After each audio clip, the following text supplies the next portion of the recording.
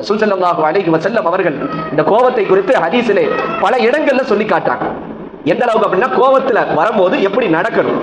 ரசூல் ஸல்லல்லாஹு அலைஹி வஸல்லம் அவர்கள்ட்ட ஒரு மனிதர் வந்தார். யா ரசூலல்லாஹ் அவுஸீனி, எனக்கு உபதேசம் செய்யுங்கள் என்றார். அவர் என்ன சொன்னாரு? எனக்கு உபதேசம் செய்யுங்கள். நான் ரசூலுல்லாஹ் லா தக்லப், கோபப்படாத பாண்டாங்க. மீண்டும் கேட்டார், யா ரசூலல்லாஹ் எனக்கு உபதேசம் செய்யுங்க. லா தக்லப், கோபப்படாதண்டாங்க. மீண்டும் யா ரசூலல்லாஹ் எனக்கு வசியத் செய்யுங்கன்றாங்க. ரசூலுல்லாஹ் மீண்டும் சொன்னாங்க, லா தக்லப், கோபப்படாதண்டாங்க. ரசூலுல்லாஹ்ட்ட அவர் 3 முறை வசியத்தை கேட்டார்.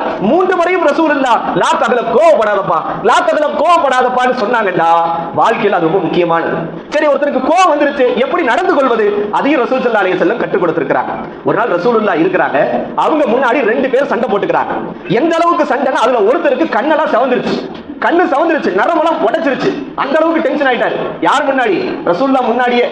ரசூலுல்லாஹ் முன்னாடியே இந்த சண்டை நடக்குது. அதுல ஒருத்தருக்கு கண்ணு செவந்து அவர் அப்படியே நரம்பெல்லாம் உடைச்சிருச்சு. ரசூல் ஸல்லல்லாஹு அலைஹி வஸல்லம் அவரை பார்த்துட்டு சொன்னாங்க, எப்பா, நான் எனக்கு ஒரு வார்த்தை தெரியும், அந்த வார்த்தையை உனக்கு கற்றுக் கொடுக்கிறேன், நீ அதை சொன்னால் அந்த கோபம் உன்னை விட்டு நீங்கி விடும் என்றார்கள் ரசூல் ஸல்லல்லாஹு அலைஹி வஸல்லம். சொல்லிட்டு சொன்னாங்க, கோபம் வந்தா அவுது பில்லாஹி மினஷ் ஷைத்தானிர் ரஜீம் சொல்லுங்க. அவுது பில்லாஹி மினஷ் ஷைத்தானிர் ரஜீம் சொல்லுங்க. ஏன்னா இது ஷைத்தானுடைய வேலை. ரசூல் ஸல்லல்லாஹு அலைஹி வஸல்லம் ஒரு ஹதீஸ்ல சொன்னாங்க, இன்னல் கலப மினஷ் ஷைத்தான், கோபம் என்பது ஷைத்தானிடம் இருந்து வரக்கூடியது. வ இன்ன ஷைத்தான குலிக மினன் நார், ஷைத்தான் எதால படைக்கப்பட்டவன்? நெருப்பால படைக்கப்பட்டவன். நெருப்பை அணைப்பதற்கு எது தேவை? தண்ணி தேவை.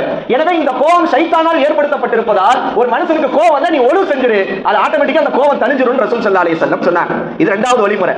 3வது வழிமுறை, இதா கலப அஹதுக்கும் வஹுவ காயிமுன், ஒருத்தர் நின்றுட்டு இருக்கிற நிலையில கோபம் வந்துச்சுன்னா உட்கார்ந்துட்டு இருக்கிற நிலையில கோவம் வந்துச்சுன்னா படுத்துருன்றாங்க ரசூல் ஸல்லல்லாஹு அலைஹி வஸல்லம். கொஞ்சம் ரிலாக்ஸ் ஆகிக்கோ. நின்ற நிலையில் கோவம் வந்தால் உட்கார்ந்து கொள், உட்கார்ந்த நிலையிலும் கோவம் வந்தால் நீ படுத்து விடு என்றார்கள் ரசூல் ஸல்லல்லாஹு அலைஹி வஸல்லம்.